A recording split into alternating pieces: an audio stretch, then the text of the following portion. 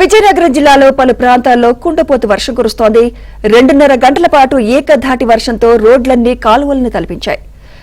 మెట్టు ప్రాంతాల్లో వేసిన వరి పంటకు ఈ వర్షం ఊపిరి వంటిదని రైతులు హర్షం వ్యక్తం చేస్తున్నారు. విజయనగరం, నెల్లిమర్ల, చీపురుపల్లి, గజపతి నగరం, బొబ్బిలి నియోజకవర్గాల్లోని పలు ప్రాంతాలు ఈ కుండపోతు వర్షంతో తడిసి ముద్దగా మారాయి.